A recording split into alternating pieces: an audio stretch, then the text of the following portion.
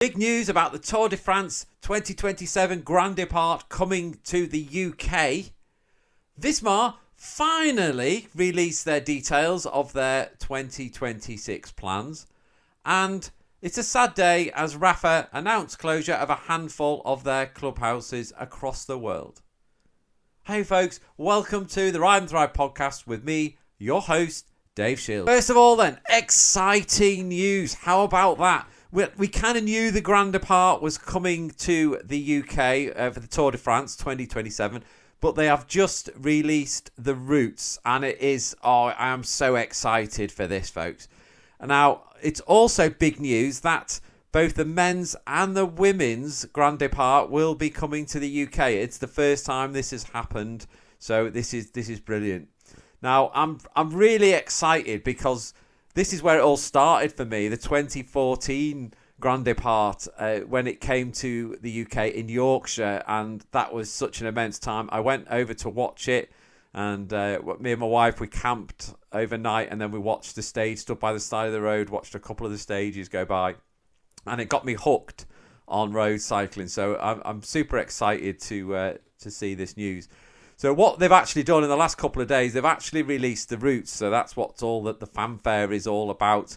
And this is going to be a big boost, hopefully, to cycling, certainly in the UK. So I've got the details of the men's first. So we're starting off in Edinburgh.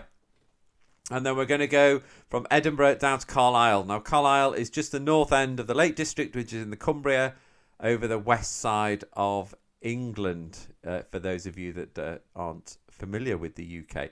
Now, this is probably be a flat route, so maybe a few small hills in it, but we're imagining that it's going to be a bit of a sprint at the end of this one. It's about 220 kilometres, I believe. Oh, no, the first stage is around about 180 kilometres, I think.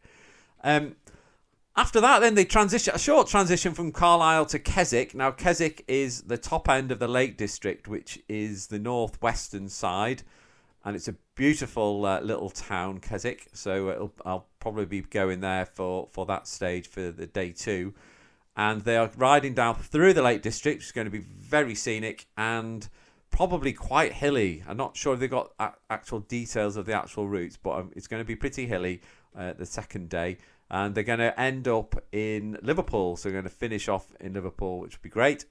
And the third day, they're heading down to Wales. Well, they go from Welshpool through to Cardiff, which, of course, is Geraint Thomas's neck of the woods. So he'll probably be out there championing that as well. So brilliant news for that. I'm so excited for that. Now, the women's also is coming to the UK. So they're starting off in Leeds, which is great because it's only a stone's throw from where I'm based. So I'm going to get involved in the women's tour as well next year. So, so they're starting off in Leeds and they're heading to Sheffield. Oh, no, they're heading over to Manchester first. So they go from Leeds to Manchester, then from Manchester down to Sheffield. And from there, they'll go down to London. And they've just said there's going to be a finale in London. So it'll be a few circuits around London, but a bit of a showcase for women cycling down in London on their third day. So, fantastic news that, and I'm really excited. And we'll obviously details of the routes will filter through over the months to come. It's over a year away as well, but it's going to be great. Also, next year is a big birthday for me as well, so I could incorporate that in with it as well. So good news for British cycling, and hopefully this is going to inject some passion into cycling for the UK, get everyone fired up, because certainly after the 2012 Olympics it did, and the 2014 Grand Départ helped with that as well, coming to the UK. Okay, so next up then, Visma Lease bike have released their plans for 2026 for some of their big riders. We've all been waiting for this one. In fact, I ran a story last week on this, and Visma have basically just confirmed that for 2026. Jonas Vingegaard is going to be focusing on the Giro and the Tour de France for this year, okay, which is what we all kind of suspected. Okay, so great news for the Giro, and it's good that he's going to be at the Tour de France as well. He's going to be doing some warm-ups for the UAE Tour and the Volta Catalunya. So he'll be riding in those as way of a warm-up, amongst other races as well. But his main focus is going to be on 2 Grand Tours this year. So that's big news for him.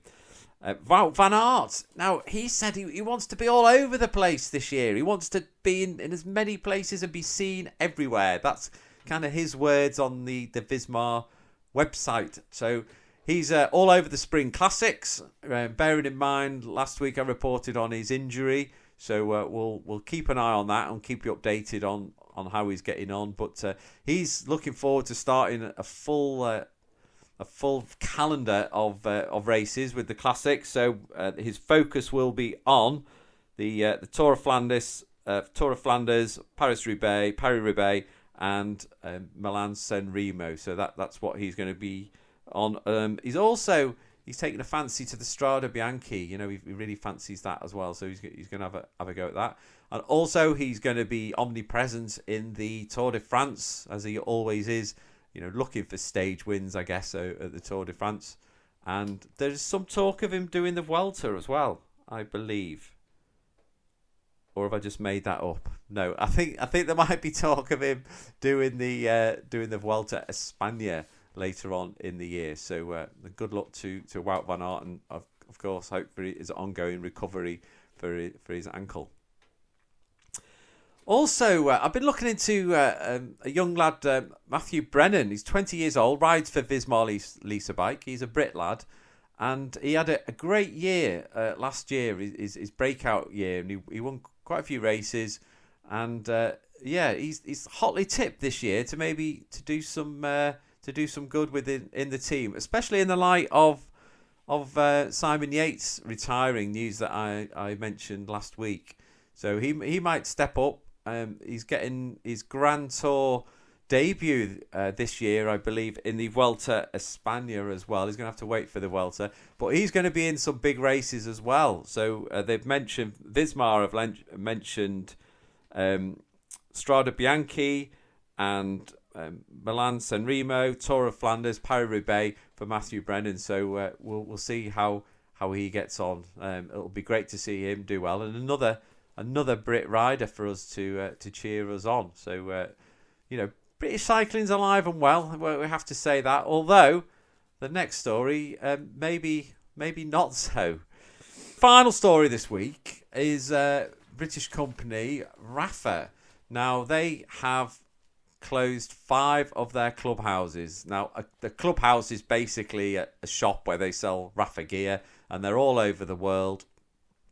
But it's a bit more than that, and this has sent a signal through the cycling world about maybe a change in attitudes towards cycling, and it's a bit more than just a shop. People used to meet there for group rides, or they would meet there for group rides, have coffee, go there and watch bike races there, and just a general have a community feel, and everyone would know everyone and all the rest of it. So the fact that they've made a decision to shut 5 of them is signalling that maybe they're moving away from that side of things. Now, Fran Miller, who's the CEO of Rapha, is basically trying to stem the losses, and she said it's not a decision that's come easy. It's been a very difficult decision to do it, but she thinks it's necessary to basically simplify. Simpler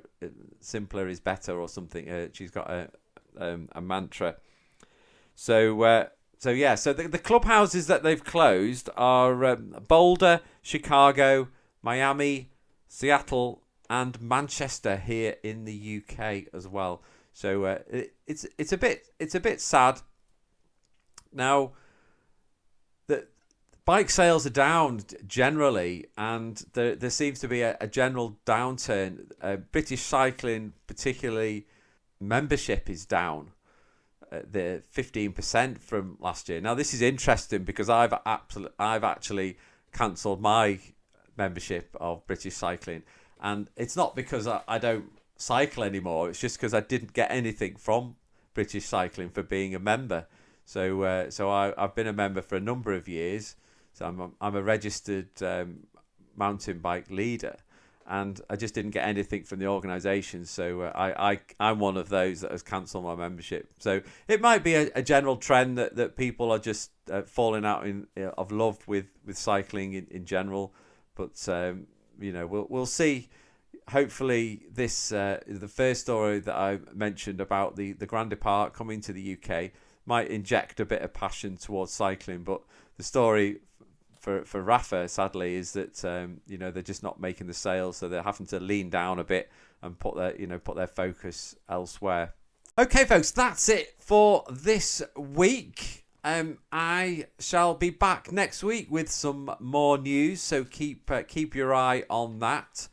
In the meantime, don't forget to like and subscribe to the channel. Check out the videos on there. I've got a load of videos on there all around cycling and general fitness as well. So have a look at that, and I shall see you next week. Bye for now.